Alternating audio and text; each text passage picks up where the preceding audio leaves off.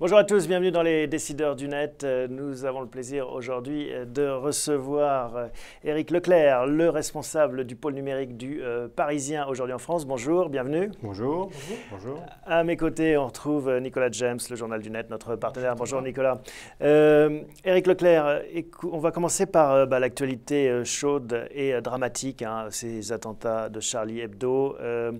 Avec plusieurs questions concernant votre métier. Est-ce que ça s'est vu dans les chiffres, dans l'audience? Est-ce que vous avez, j'imagine, et on comprend aisément pourquoi, vu un pic? Alors ça s'est malheureusement vu, oui, effectivement, mais je pense que c'est la même chose pour l'ensemble de nos confrères, où effectivement on a reçu énormément de gens qui sont venus s'informer. On est passé de combien à combien? C'est quoi l'audience moyenne? Vous êtes monté jusqu'à où? On a multiplié à peu près par 5. Par 5 Ouais, multiplié par 5 par rapport à une journée normale. Et chose qui est fait marquant, en fait, c'est le mobile surtout, qui a très fortement boosté, plus que sur le web fixe, alors que jusqu'à maintenant, on avait plutôt une part égale entre les deux. Et comment est-ce qu'on gère cet afflux d'audience? Est-ce que déjà techniquement on a des craintes? On se dit oulala, est-ce que ça peut poser des problèmes? Et ensuite, est-ce qu'on pense business ou vraiment c'est l'information? Oui, non. En fait, alors, oui, on a des grosses craintes, effectivement, quand on voit un peu des charges monter comme ça en direct, justement. Mais les équipes étaient là, étaient mobilisées, étaient même d'astreintes d'ailleurs pendant ces 4 jours. Et non, on ne pense pas du tout business dans ces moments-là. On est vraiment là dans la peau de journalistes, en fait. On veut vraiment que l'information soit le plus largement diffusée possible. Et d'ailleurs, pendant ces 4 jours-là, on a coupé toutes les campagnes de pub qui tournaient parce que c'est inapproprié. C'était complètement inapproprié, oui, tout à fait. Ouais. D'un point de vue organisationnel, c'est l'aspect localier qui fait l'ADN du Parisien. Comment est-ce que vous avez joué sur cet aspect-là pour traiter l'affaire? J'imagine qu'il y a eu des synergies entre le desk qui devait relayer le live et les journalistes qui, sur le terrain, pouvaient justement vérifier la validité des informations et faire le tri. Oui, complètement. Il y avait une forte synergie, une forte mobilisation aussi. C'est vrai que le Parisien, c'est le journal leader en Ile-de-France. On couvre des éditions, 10 départements en Ile-de-France. Donc, on a des rédactions un peu localisées dans toute l'Ile-de-France.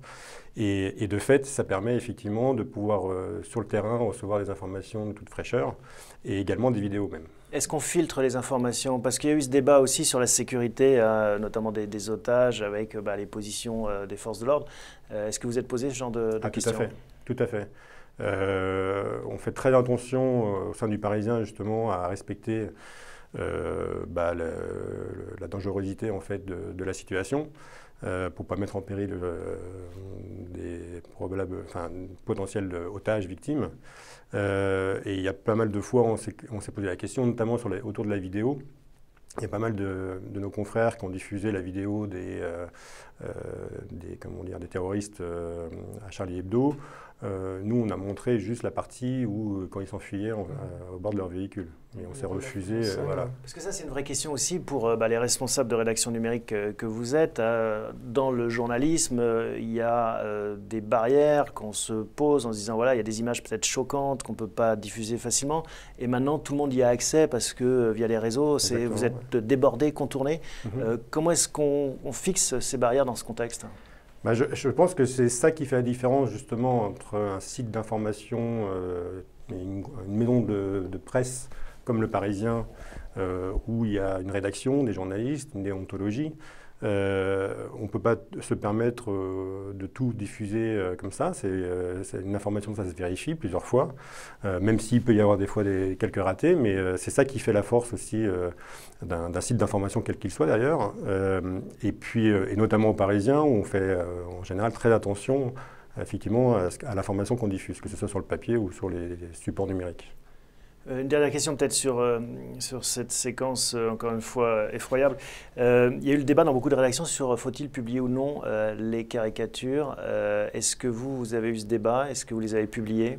Alors, moi, à ma connaissance, il n'y a pas eu de débat. C'était déjà parce qu'il y a eu une forte émotion au sein de la rédaction du Parisien le jour même, et les jours d'après, bien entendu. Sur la question des caricatures, il n'y a pas eu de débat. Sur le numérique, on a fait un diaporama des meilleures caricatures de Charlie Hebdo. Et les jours d'après, on a retrouvé aussi des caricatures de Charlie Hebdo dans le journal du Parisien. Alors, autre chapitre, plus business, hein, Patrick Drahi, associé à Mark Laufer, rachète l'Express, là encore pour un prix qu'on peut qualifier de bon marché. Après l'Obs qui s'est vendu 13 ou 14 millions, on parle d'un prix de moins de 10 millions, dont il faut souligner qu'une grande partie va servir à payer des clauses de cession d'ailleurs, c'est-à-dire cette possibilité que les journalistes ont de partir quand il y a un changement de propriétaire. Comment est-ce que vous analysez ces mouvements un peu tectoniques, ces milliardaires qui consolident, qui achètent le journal? C'est vrai que c'est un mouvement de fond, hein. Depuis ces 3-4 dernières années, on assiste à des rapprochements entre différents médias. C'est secret pour personne, aujourd'hui les médias, c'est notamment quand on est issu de la presse écrite, c'est des problématiques, des business models qui sont à la peine, avec les chiffres de diffusion qui baissent en général. Donc personnellement, moi j'y vois comme une logique en fait en termes de business. Après, trouver les synergies, c'est pas forcément tout le temps évident. Libération, l'Express, Radio Nova peut-être, ouais, I24. Exactement, donc pourquoi pas, pourquoi pas. C'est vrai qu'on cherche tous à faire des audiences, à diffuser plus largement notre information. Notre premier actif, c'est la marque. La marque, c'est pour ça que par rapport à votre première question, il faut la respecter. On a des valeurs qu'on véhicule. Alors, le Parisien est différent d'un Libération qu'un Figaro. Nous, on se veut être un journal grand public et accessible et citoyen. Donc c'est ce qu'on essaye de rendre à travers nos différents supports. Et par rapport justement à ce qu'on assiste actuellement à ces rapprochements-là, je pense que ça va pas s'arrêter là. On va avoir d'autres rapprochements qui vont se faire. Donc à voir. La concentration est indispensable pour supporter la logique d'investissement et continuer à se développer en fait. Oui, je pense aussi, oui. Oui, tout à fait. À propos de la marque, Ben, un internaute nous pose une question, enfin vous adresse une question. Comment vous détachez de votre image de journal réservé, dit-il, aux Parisiens? Quand on s'appelle Le Parisien, c'est vrai qu'on a peut-être... Bon, c'est pour ça que ça s'appelle aujourd'hui en France à Marseille, mais... Et voilà. Il était difficile de mettre Le Parisien à Marseille. Donc à cette occasion-là, on a créé en fait l'équivalent du Parisien, mais sous la marque aujourd'hui en France. Sans la version départementale francilien. Mais sur Internet, ça pose aussi un problème, parce qu'un Marseillais aura plus de réticence à taper leparisien.fr. Tout à fait. Alors le Parisien, pour le coup, au tout début, on mettait les deux logos, on mettait le Parisien aujourd'hui en France, et puis on s'est rendu compte que finalement, les gens venaient essentiellement, enfin, et beaucoup, via les moteurs de recherche et les réseaux sociaux. Moi, j'étais au Figaro, effectivement, avant. C'est vrai que les accès directs, la notoriété de la marque Le Figaro faisait que ça contribuait fortement aux audiences. Arrivé au Parisien, c'était un peu l'inverse. Donc, comme on n'avait pas cette notoriété-là, parce qu'on ne pense pas forcément aller sur le Parisien quand il y a un sujet qui traite de l'international, voire même du national, on a beaucoup travaillé tous les aspects, les techniques de SEO. On a très rapidement investi aussi tous les réseaux sociaux, les Facebook et les Twitter et compagnie. C'est-à-dire que vous êtes un peu dépendant aussi des réseaux sociaux. Je crois, Nicolas, on a avec Google News un bon exemple aussi. C'est vrai qu'on voit actuellement la situation, ce qui se passe en Espagne, où Google News a été fermé et les audiences des principaux médias s'en sont fortement ressenties. Est-ce que c'est un peu le cas aussi du Parisien? Est-ce que vous avez... quelle est la part d'audience, par exemple, qui provient de Google News? Juste une parenthèse, il faut dire pourquoi ça a été fermé en Espagne. C'est parce qu'en fait, les éditeurs espagnols, enfin, il y a une nouvelle loi qui forçait Google à rémunérer les éditeurs espagnols. Et Google a dit, bon, bah, puisque c'est comme ça, on ferme. Ouais, tout à fait. Alors, la part de Google News, je ne sais pas. Je peux vous dire la part des moteurs de recherche au global, c'est à peu près 47-48% de nos accès. C'est dans ces 47%, donc Google représente 96% de trafic. Et si on fait la part entre le search et le news, on est à peu près 50-50 à peu près. Voilà. Après, le problème, c'est qu'aujourd'hui, en fait, c'est difficile de faire la part des deux parce que comme Google intègre les résultats de Google News dans les requêtes de moteurs de recherche, il y a des fois, on n'analyse pas forcément les provenances. On évoquait le cas espagnol, justement, où il y a eu un bras de fer qui s'est soldé par la fermeture de Google News. En France, la situation a été soldée différemment. Il y a un accord à la création d'un fonds numérique. J'ai entendu récemment le président de Condé Nast, Xavier Romaté, dire que Google avait carrément acheté le silence de la presse française avec ce fonds-là et des accords partenariats. Je crois. Ouais. 60 millions au total, oui, j'ai entendu ça aussi. Je ne sais pas si Google a acheté le silence de la presse française. En tout cas, la presse française, en tout cas, elle est libre. Après, nous, on a une autre position, c'est-à-dire qu'aujourd'hui, voilà, les choses évoluent vite. Les gens, de toute façon, s'informent, quel que soit le moyen, son smartphone, son mobile, les réseaux sociaux, le moteur de recherche, etc. Nous, on est un titre d'information grand public. On se doit d'être présent partout. Et donc, à ce titre, il faut utiliser tous les leviers à disposition. Et après, concernant donc, le fonds Google, en tout cas, nous, ça nous a permis de pouvoir développer des projets qu'on n'aurait jamais pu peut-être potentiellement faire si on n'avait pas... Il n'y avait pas eu le fonds. Ce projet, oui, mais ce projet, justement, peut-être parlons-en. Là, du coup, vous avez touché 200 000 € pour devenir le numéro 1 du data journalisme. J'ai vu, c'était sur les petits chapeaux qui justifiaient du coup le fonds. Est-ce que vous pouvez nous parler de l'avancée du projet? Oui, complètement. On a monté donc, une cellule de data, on l'a appelée data innovation, mais c'est avant tout du data journalisme, de la data visualisation, si on préfère. C'est une cellule qui a été montée au mois de juin dernier, 2014, avec 3 personnes. Donc avec un responsable de la cellule, un développeur et une graphiste. Voilà. Et l'idée, c'est de répondre à ces nouveaux formats qui arrivent de plus en plus sur le web, donc, parce que l'information se complexifie et que face à toute cette masse de données qu'on peut avoir et accessible sur le net, on se doit, nous, le Parisien, de pouvoir rendre accessible cette information-là le plus simplement possible. D'autant qu'à côté de ça, il y a une libération aussi des données, c'est toute la mouvance qu'on appelle open data et qu'aujourd'hui les journaux exploitent justement. Tout à fait, tout à fait. Aujourd'hui, à mon sens, il n'y a pas beaucoup d'acteurs en France en tout cas qui exploitent à fond ces données-là. Ça coûte cher à faire, à produire. Alors ça coûte, non, en fait c'est quasiment que des salaires. Donc c'est un peu, oui, c'est un peu ça. Mais c'est après en termes de production, de produits, il n'y a pas des outils. Non, ouais, c'est ça. Il y a beaucoup d'outils qui sont à disposition. Maintenant, après il faut beaucoup d'intelligence derrière. C'est-à-dire que la cellule, ce ne sont pas des journalistes, ce sont des experts justement dans ce traitement des données-là. Par contre, ils travaillent main dans la main avec des journalistes de la rédaction pour justement mettre en forme et en histoire l'information qui est derrière. Ouais. Je reviens à la dépendance sur les réseaux sociaux. Est-ce que c'est une crainte pour vous? Vous dites, voilà, c'est bien qu'on ait du trafic qui vienne de Twitter, de Facebook et autres, mais on sent bien qu'à un moment donné, ils vont être tentés peut-être de monétiser ça aussi. Comment est-ce que vous envisagez la suite? Effectivement, c'est une possibilité. Aujourd'hui, je ne sais pas. Aujourd'hui, je sais qu'on exploite, en tout cas, on utilise ces différents leviers pour générer du trafic chez nous. Aujourd'hui, on a un modèle qui reste assez basique finalement, puisque nous, on vit sur un site d'information, on vit essentiellement de la pub, ça représente à peu près 65% des revenus du parisien.fr. Le reste, c'est quoi? C'est les accès payants, les abonnements? Alors le reste, il y a un peu d'accès payant. Il y a beaucoup de syndication aussi, tout ce qui est revente à des acteurs de revues de presse, etc., de panorama de presse, pardon. Et puis enfin, le reste, c'est des partenariats. Et tout ça, c'est 6% du chiffre d'affaires du Parisien, le numérique. Ouais. Donc une grosse marge de progression à vous souhaiter. Tout à fait. Sur la question du payant, j'avais juste une question. Vous évoquez donc 65% du CA qui vient de la publicité. On voit beaucoup de vos concurrents justement qui, face à des ringolades en fait, des CPM, donc le prix unitaire des publicités, s'orienter vers un modèle un peu plus semi-payant, ce qu'on appelle un système de soft paywall où l'internaute, au bout de 10 articles consultés, doit s'inscrire, éventuellement payer. Est-ce que ça, c'est une réflexion qui est orchestrée au sein du Parisien aujourd'hui? Oui, tout à fait, tout à fait. Ça va être d'ailleurs les projets majeurs de cette année, 2015. Alors, ce qu'il faut savoir, c'est que le Parisien a toujours eu un accès payant. C'est vrai qu'on n'y pense pas assez. Réservé aux abonnés, du coup. Réservé aux abonnés, oui, tout à fait, depuis tout le temps, en fait. C'est-à-dire qu'on met moins de 10% du contenu du journal en accès gratuit, en accès libre sur le site. Tout le reste, tout ce qui est info locale, etc., c'est payant. Il faut s'abonner.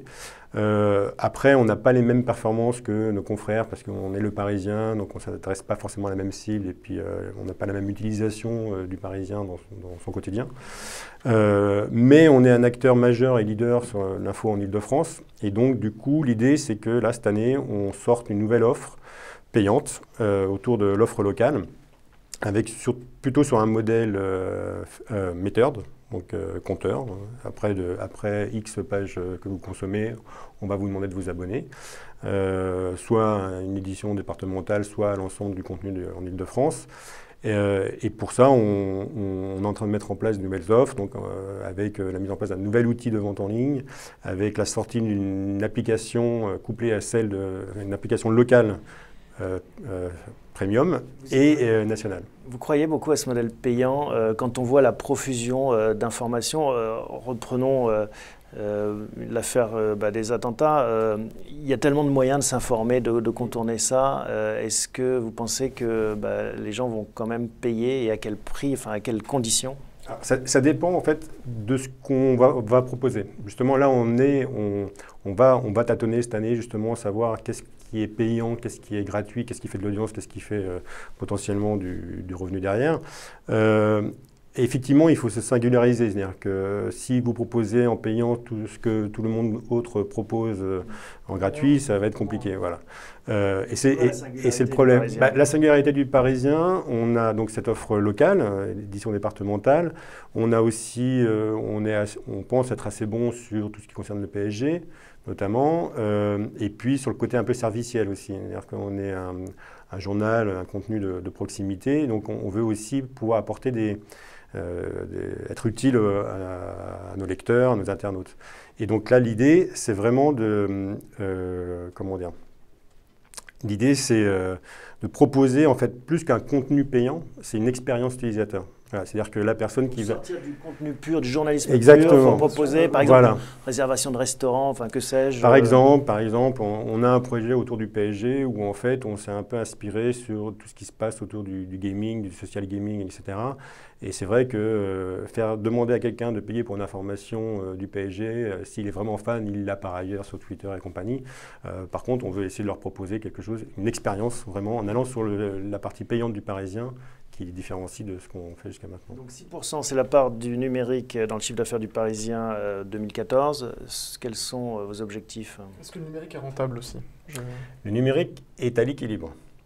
Il est à l'équilibre, enfin voilà, je parle de 2014, hein, il arrive à l'équilibre en ayant justement développé donc cette cellule data innovation et puis en ayant aussi construit un studio télé au sein du Parisien. On a embauché 6 personnes autour de ça. On a fait à peu près une dizaine de recrutements l'année dernière.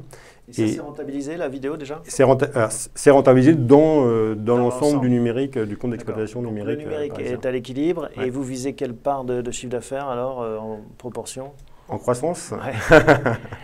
On espère augmenter de 10 à 15% notre chiffre d'affaires en 2015 et être rentable et dégager même un peu de... D'accord. Mais donc ça veut dire que l'apport du numérique aux Parisiens en général sera peut-être de 10% à horizon de 3 ans. Ce n'est pas encore un changement massif. Non, alors on a des fortes ambitions quand même justement sur la partie vente numérique, où là ça doit représenter quand même une part de plus en plus importante. On devrait arriver autour des 15% assez rapidement. Maintenant, voilà, on est au début de l'histoire et donc on a beaucoup de choses à mettre en place avant de voir si ça porte ses fruits. Parce qu'effectivement, c'est un peu l'équation économique impossible qui se pose à la majorité des médias. En gros, on a d'un côté le papier qui fait du chiffre d'affaires mais qui perd énormément, et de l'autre côté, le digital qui fait son petit chiffre d'affaires mais qui reste relativement confidentiel et qui est rentable. Est-ce que vous pensez qu'à terme, le digital permettra de compenser les pertes du papier ou sans doute qu'il faudra essayer de mettre en place les moyens de rentabiliser le papier de lui-même en fait? C'est effectivement une équation qui est difficile aujourd'hui. Est-ce que demain, le numérique ira compenser les pertes du papier? À mon avis, ça va être compliqué. Par exemple, c'est 13 millions de pertes du coup en 2013. C'est le chiffre que vous dites, oui, probablement. Non, après, après, effectivement, il y a des économies qui sont faites sur la partie papier. On essaie de développer de plus en plus le numérique. Après, voilà, l'histoire est en marche, c'est-à-dire que voilà, les usages se font avant tout sur des supports numériques, avec des business models qui sont complètement différents de celui du journal. On voit bien l'appétence de la nouvelle génération à aller acheter un journal ou à aller s'informer sur un titre d'info. Elle n'est pas aussi évidente qu'avant, elle n'existe plus vraiment. Moi, ma problématique de tous les jours, c'est d'aller convaincre justement ces jeunes-là d'aller sur un site d'infos comme Le Parisien, avec une rédaction derrière, parce que pour eux, entre un pure player ou un opérateur américain et nous, ils ne voient pas forcément la différence. Est-ce qu'une acquisition pourrait justement permettre d'attirer cette plus jeune cible? Un pure player, ça pourrait être pertinent, ou vous pensez plutôt que c'est en interne que vous devez aller vers cette cible? On ne s'interdit rien. Effectivement, pourquoi pas une acquisition. C'est un incubateur d'ailleurs. Hein. Oui, au niveau du groupe Amaury, oui, tout à fait. Et donc vous regardez l'incubation, encourager des jeunes pousses, hein, des jeunes entreprises, et l'acquisition, vous avez vous dites on a le carnet de chèques à disposition, on est prêt à le faire, notre actionnaire suivra. C'est pas aussi simple que ça. Vous savez, nous on fait partie du groupe Amaury, qui est un actionnaire familial. Absolument. Et voilà, qui est très pragmatique. À partir du moment où vous arrivez avec un projet où effectivement vous êtes capable de dire au bout d'un X temps votre opération est rentable, là effectivement on peut avoir des possibilités d'acquérir de nouvelles sociétés. Mais c'est pas le carnet de chèques ouvert comme ça. Est-ce que ça sera Amaury ou un autre? On parle, c'est un serpent de mer, hein, de la vente du Parisien par la famille. On parle de Vivendi, Vincent Bolloré qui serait intéressé. Enfin, vous lisez comme moi toutes ces rumeurs à ce sujet. Est-ce que ça serait aussi, on parlait de concentration au début, c'est le sens de l'histoire pour vous? Alors, concernant les rumeurs, moi, j'en sais pas plus que vous. J'ai lu, je crois que c'est dans Les Échos que c'est paru lundi dernier. Moi, ça fait 6 ans que je suis au Parisien. Ça va être la 3e fois que j'entends parler de rumeurs, de revente du Parisien. Potentiellement, ça pourra se faire dans les années à venir. Je ne sais pas. Très franchement, je ne suis pas au courant. Mais alors, plus pragmatique, 20 minutes qui arrête de publier sa version papier le mardi. Nicolas parlait de l'équation impossible entre le numérique et le papier. Est-ce que ça, c'est une piste qui vous semble une source d'espoir ou au contraire de désespoir finalement, enfin un constat de... Est-ce qu'on peut faire un parallèle aussi avec la Tribune, par exemple, qui est passée du quotidien à l'hebdomadaire papier, justement, dans cette perspective-là aussi? Oui, complètement. Alors, je ne connais pas très bien 20 minutes. Je pense qu'ils subissent un peu comme tout le monde, justement, le flottement, la baisse des revenus publicitaires sur les supports gratuits, uniquement gratuits et papier. Moi, je sais qu'à une époque, quand je prenais encore le métro, je voyais beaucoup de 20 minutes de métro papier. Et maintenant, on voit des smartphones. Et voilà, maintenant, c'est les smartphones. Et donc, par contre, ce que je sais, ou en tout cas ce que je vois, c'est qu'effectivement, 20 minutes a pas mal... comment dire, j'ai l'impression que c'est pas mal réorganisé et là on les voit revenir sur le numérique. Il y a eu un temps où à un moment ils avaient un peu disparu un peu du rayon, là, des radars, et là on les voit et effectivement ils sont très bons, ils sont dans le top, ils sont 5e, je crois. Est-ce que vous êtes redescendu du coup Vous avez perdu 1 million de vues. Ouais, nous on est redescendu là en fin d'année, mais il y a... Alors, effectivement, il y a nos concurrents qui s'activent, et puis après, nous, il y a une conjonction de choses qui a fait aussi qu'on a perdu un peu de terrain, mais je pense que 2015, on va revenir en force. C'était quoi les problèmes moi, j'ai notamment en termes de ressources, typiquement, moi, j'ai dû renouveler plus de 25% de mon effectif cette année parce qu'on a des très très bons et jeunes talents au sein du Parisien et pas mal qui sont partis aussi bien chez TF1, Microsoft, l'Express, etc. Donc, il y a vraiment une guerre sur le numérique, hein, c'est là que ça joue. Il y a une guerre des talents sur le numérique. C'est pas évident de recruter les bons profils.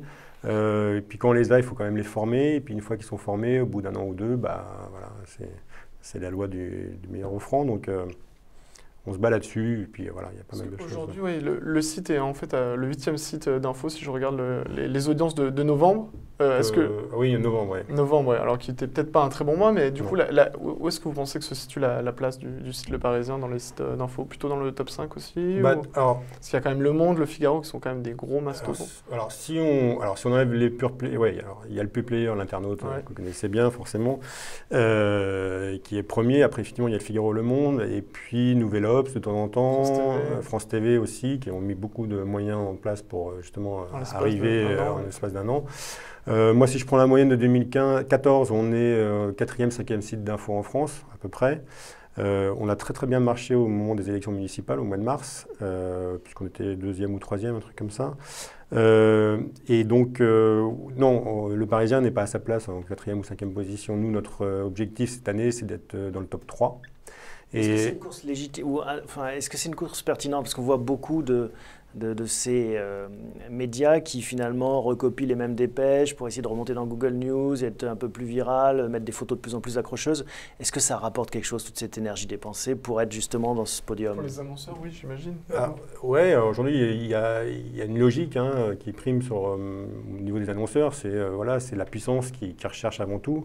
Donc quand il y a des plans médias qui se font, ils vont aller chercher les 2-3 meilleurs sites d'infos les plus puissants. Vous voulez être dans le top 3, donc après Le Monde et Le Figaro? Voilà, c'est ça.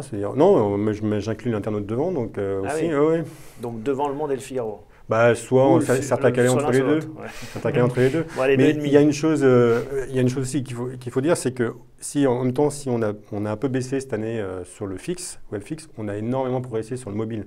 C'est-à-dire que là, pour le coup, on est premier ou deuxième selon les mois sur le mobile. Et là, on voit qu'effectivement, même sur la partie user-centric au niveau des statistiques, le mobile aujourd'hui représente beaucoup plus de visites que le fixe. Et le mobile, ça se monétise bien ou ça reste encore compliqué? Ça reste compliqué à monétiser, mais ça se monétise de mieux en mieux. Des nouveaux formats qui arrivent, notamment aussi, maintenant on appelle beaucoup mieux la vidéo aussi sur son smartphone et sur sa tablette. Voilà, et donc là justement, on va lancer une nouvelle application fin février où on va intégrer justement des nouveaux formats publicitaires. Une question intéressante d'Anna, une internaute, qui nous demande: la puissance c'est bien, mais quid de l'engagement? Comment est-ce que vous travaillez cet aspect? Alors on rappelle peut-être la différence, La puissance c'est l'audience, les millions de visiteurs uniques par mois, et l'engagement c'est ce qu'ils en font, les commentaires, la viralité ou autre. Tout à fait. Justement c'est là-dessus qu'on va travailler énormément cette année, sur l'engagement. L'engagement, mais tout en essayant de préserver la puissance. L'un n'empêche pas l'autre, à mon sens. Et l'engagement, effectivement, c'est faire en sorte que quand un internaute vient sur votre site, il reste plus longtemps, qu'il vienne consommer plus de pages vues, qu'il vienne commenter, etc., etc.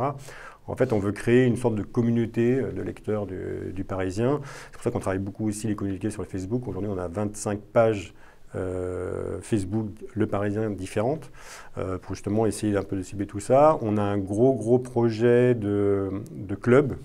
Alors, ce n'est pas un club abonné, c'est un club lecteur, internaute, mobinaute du Parisien. Donc, quel que soit l'usage que vous en faites de la marque de l'info du Parisien, l'idée, c'est essayer de vous proposer le meilleur du Parisien pour au quotidien. Du coup, c'est quoi? Mais ce serait dans une perspective de personnalisation de l'info ou genre l'information, l'affichage s'adapte à la personne qui s'est loguée? Oui, tout à fait. C'est des choses à laquelle on réfléchit. Alors après, ça demande beaucoup de ressources serveurs, de techniques, etc. Mais c'est des choses effectivement qu'on pense de plus en plus. Ouais. Il y a une autre tendance qu'on observe, qui semble une tendance de fond dans la presse, c'est une maquette de plus en plus visuelle. Vous privilégiez beaucoup les photos. C'est une stratégie, j'imagine, d'emmener l'internaute de l'écrit vers l'image, voire la vidéo, qui se monétise peut-être mieux? Oui, tout à fait. Ce qui se monétise mieux, et surtout en termes d'usage aussi, on répond à une attente. On voit bien que maintenant, on est entouré de vidéos, d'images, de chaînes info en continu, etc. Et c'est vrai que pour un titre de presse écrite comme Le Parisien, c'est quelque chose qui peut sembler être assez loin. Sauf que ça reste de l'information, c'est un nouveau format d'information. Donc c'est pour ça qu'on a investi. Enfin, ça fait déjà longtemps qu'on fait de la vidéo sur Le Parisien. On a remis un peu un coup d'accélérateur cette année justement en créant le studio. Et ça va de pair, selon moi aussi, avec le projet Data Visualisation, qui est très visuel également, où en fait certaines formes d'information est plus facile à expliquer à travers de l'image. Vos ambitions en matière de vidéo, je crois que Le Figaro, c'est 100 vidéos produites par jour à peu près. Vous en êtes où? Nous, on est loin. Nous, on est plutôt autour de 350 vidéos produites, mises en ligne par mois. Mais justement, on veut capitaliser justement sur nos éditions qui sont en local pour qu'on reçoive beaucoup plus de vidéos, créer des rendez-vous, créer des partenariats avec Décideur TV par exemple aussi. Ouais, ce serait bien sur les startups. Sur les startups, rendez-vous sur Le Parisien pour voir startup. Tout à fait. Et donc, et donc à terme, on envisage de doubler en fait le nombre de vidéos vues sur le portail du Parisien à 6 millions à peu près par mois. Aujourd'hui, on est un peu moins de la moitié, on est à 2,5 millions, 2,6 millions. Avec l'objectif de toujours proposer de l'actu, mais pas que. C'est-à-dire aussi, on a créé un portail Le Parisien Télé et on ne s'interdit pas donc d'avoir des partenariats, de créer des programmes originaux, peut-être un contenu un peu plus pratique, serviciel, mais toujours en accord avec l'ADN du Parisien. Dernière question, Nicolas, c'est pour vous. Là, vous me prenez de court.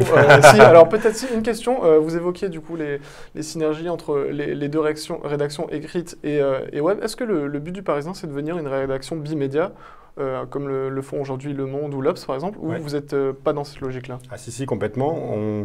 Aujourd'hui, le desk le desk du Parisien, parce qu'avant on l'appelait desk digital, mais en fait c'est le desk du Parisien, contribue aussi bien au web qu'au papier. C'est-à-dire le desk de nuit est assuré par le desk qui assure effectivement essentiellement l'information produite sur le site du Parisien et le mobile.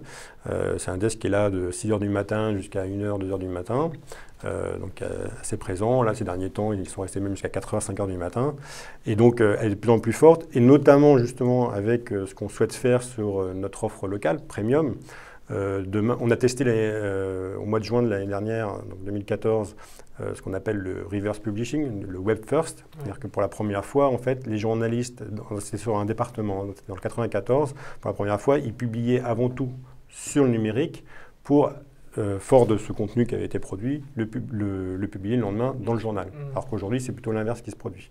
Et donc là, on est dans une démarche où, à moyen terme, c'est-à-dire d'ici 2-3 mois, on devrait avoir l'ensemble des rédactions au niveau départemental qui vont d'abord publier sur le numérique pour après, effectivement, proposer ce contenu-là sur le support papier. En termes de temporalité de l'info, finalement. Exactement. Et c'est là où on en revient à notre logique de business model sur les ventes numériques, où on ne peut pas se permettre de proposer une actu qui est J+1. Les décideurs du net avec Éric Leclerc, merci de votre visite. Nicolas James, le journal du net. On se retrouve la semaine prochaine. Merci à vous tous pour votre fidélité et puis vos questions. On se retrouve la semaine prochaine, même endroit, même heure.